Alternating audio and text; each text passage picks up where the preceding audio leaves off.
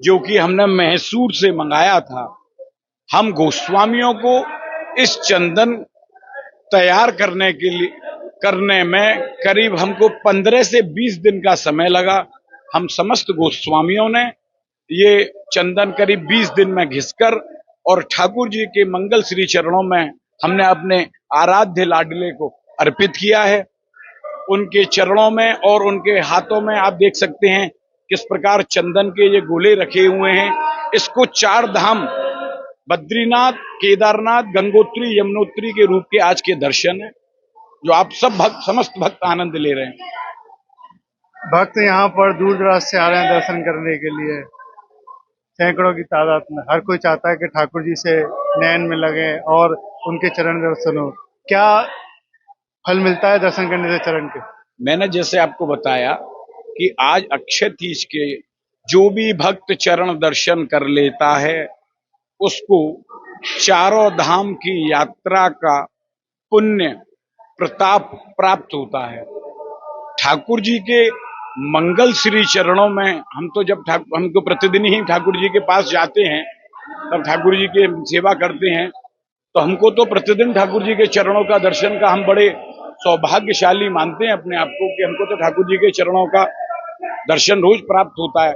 पर भक्तों के लिए, भक्तों को भी यह पुण्य लाभ मिल सके, उनका कल्याण हो, इसलिए अक्षय तीज पर ठाकुर जी अपने चरण भक्तों को दिखाते हैं। आपने ठाकुर जी को पाजेब भी धारण कराई और ठाकुर जी के चरणों में लड्डू भी रखा जो चंदन का होता है। अब भक्तों को दर्शन करा देंगे जो भक्तों को वो दर्शन कराता हूं। जो चंदन हमने श्री बिहारी जी महाराज के चरणों में रखा था गोला, आप देख सकते हैं इस चंदन के गोले को। ये 4 आपको मिलेंगे। ये स्वरूप बद्रीनाथ, केदारनाथ, गंगोत्री, यमुनोत्री का स्वरूप है।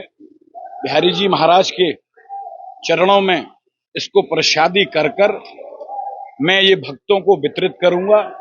जिस भक्त को जो नहीं आ पाया हो, जिस भक्त को भी ये चंदन प्रसादी चाहिए, वह मेरा नंबर 9897960001 है। मैं अपनी स्वेच्छा से उस भक्त को वो चंदन मुझसे आकर वो प्राप्त कर सकता है मंदिर में। देखिए, ये ठाकुर जी की प्रसादी है जो आज ठाकुर जी के जो चरण दर्शन होते हैं, चरण दर्शन के साथ साथ ठाकुर जी को गर्मी से राहत देने के लिए चंदन रखा जाता है। ये गोस्वामी जी ने आपको दर्शन कराया, ये बिल्कुल ठाकुर जी के पास रखा था। आज आप बहुत सौभाग्यशाली हैं जो इस चंदन के दर्शन कर रहे हैं। जो नहीं आ पाए वो भक्त, बोलिए बांके बिहारी लाल की जय। देखिए, दर्शन कीजिए पास से और मानसिक रूप से आप सोचिए कि आप भी ठाकुर जी को ये चंदन लगा रहे हैं, ठाकुर जी को लेप लगा। मानसिक रूप से आप अपने घर बैठकर एक प्रार्थना कर सकते हैं कि अपने मन में ये धारण करें कि हमने ये ठाकुर जी का चंदन हमने अपने लाडले प्यारे के चरणों में रखा है, और आप घर बैठ के प्रणाम कर सकते हैं। यस्मिन मनो विनिहितम भवति प्रसन्नम खिन्नम कदिंद्र गणैरपि यदि शरणम तम वास्तव निरस्त समस्त दुखम श्रीमद बिहारी चरणम शरणम प्रबद्ध। और गोस्वामी जी, ये जो पाजेब हैं जो एक भक्त ने सोने की ठाकुर जी को धारण कराई थी, हाँ जी, दर्शन ये करा। एक भक्त ने आज ठाकुर जी को ये पायल अर्पित की हैं, तो ठाकुर जी ने ये आज श्रृंगार से और राजभोग तक ये धारण कर रखी थी।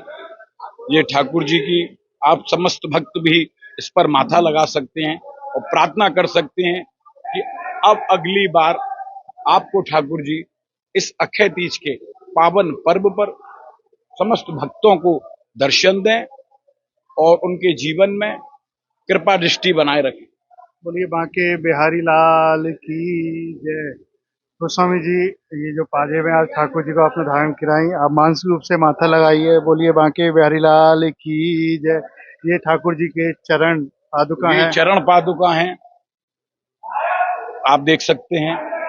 आप इस पर अपना सिर लगाकर प्रार्थना कर सकते हैं कि बिसरियो ना बिसारियो यही दान मोही देहु, श्री हरिदास जू के लाडले मोही अपनी कर ले हो।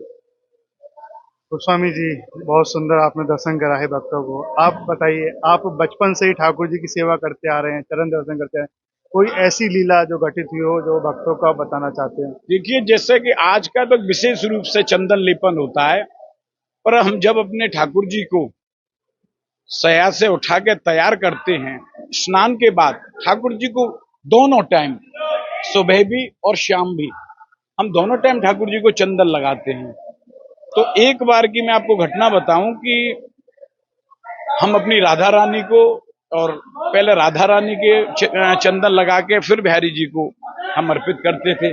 तो एक बार हुआ क्या कि मैंने ठाकुर जी के चरणों में चंदन ना लगा के और उनके केवल मस्तक पर चंदन लगा के और फिर मैंने श्रृंगार शुरू कर दिया।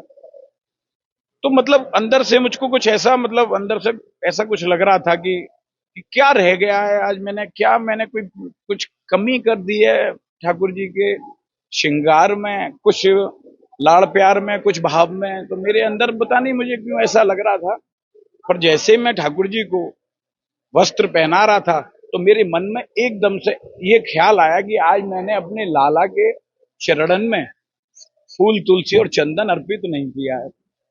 तुरंत ऐसा साक्षात बिहारी जी ने ये मेरे मन में भाव दिया, तो तुरंत मैंने ठाकुर जी के सिंहासन और उनके चरण कमलों पर अपना सिर रख के माफी मांगी और फिर मैंने पुनः उनको चंदन अर्पित किया।